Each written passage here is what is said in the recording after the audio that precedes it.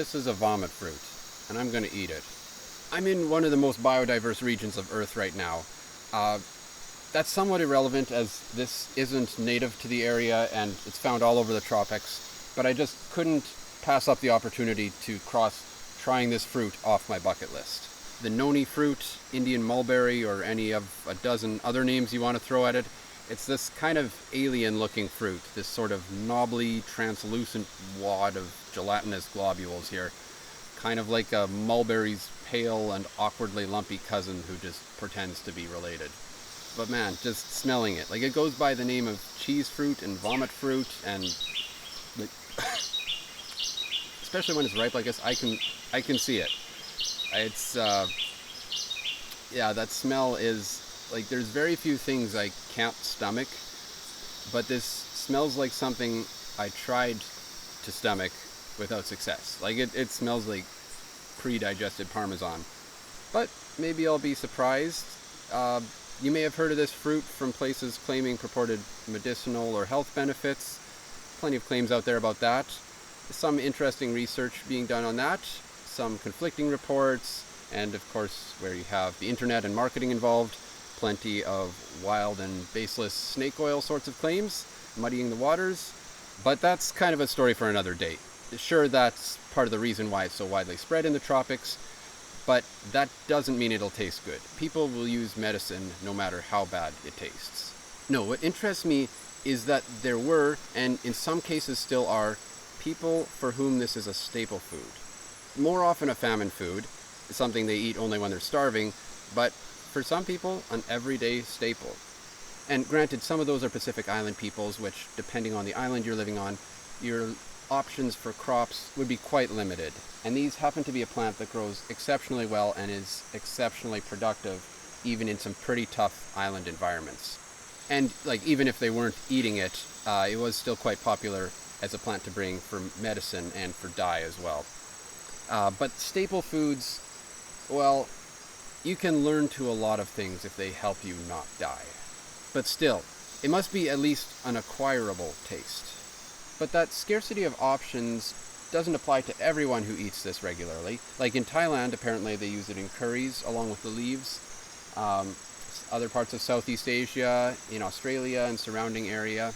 A guy I talked to here in Costa Rica said sometimes here they use it in salads, putting it with lettuce and tomatoes, and that could be ripe ones like this or unripe ones as well. So maybe cooking makes it taste better than it smells. Maybe taking them unripe when they don't smell as much.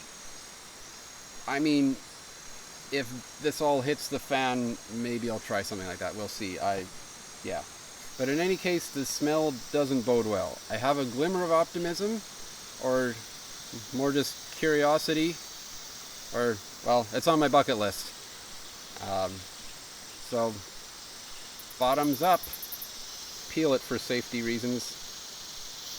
Don't want a bacterial infection from eating a vomit fruit. Yeah, it's got the texture in here, it's a bit like coconut jelly, maybe something like a lychee. Okay, well, here goes.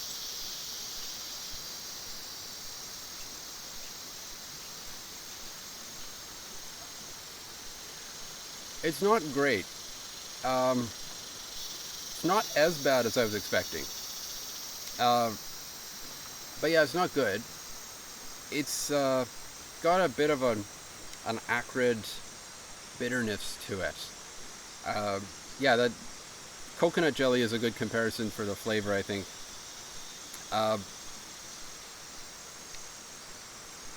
It just tastes like bitter, sour, and slightly cheesy coconut jelly, is what I would say. Well, no, it doesn't taste like coconut jelly, it just feels like it. Parmesan, yeah, bitter Parmesan with a hint of that taste you get a while after you've barfed. I'm going to try with salt, see if that improves things. You can see it's got some pretty large seeds in here. Maybe I'll show those afterwards. Okay.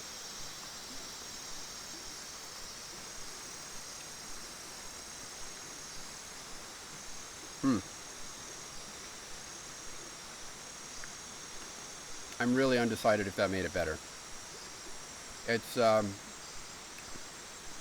that brought out the cheesiness a little bit more, but also brought out the vomit a little bit. I think it's slightly better, but also slightly more makes me think of salted vomit. Okay, well, this isn't as bad as I was expecting. I'm curious what it would be cooking. I don't think I need much more of this stuff in my mouth. I'm going to be tasting this for a while. Oh yeah. Okay. I'll rate this. I thought I was gonna rate this 1 out of 10 mangosteens, but I might do 1.5, because I can see where maybe if you get a better one, it might have something to it, or maybe you could mix it with something that just gives it an edge of cheesiness.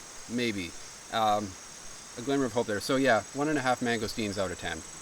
So yeah, maybe this will grow on me, not without a bit of perseverance, and I'm not sure I'm willing to put in that perseverance. So yeah, anyway, that was a less than pleasurable experience. I think I'm gonna go wash out my mouth with a bit of tree milk and eat something a bit more pleasing on the senses. If you have any tips for making these things palatable, or other fruits you'd like me to be the guinea pig for, let me know in the comments.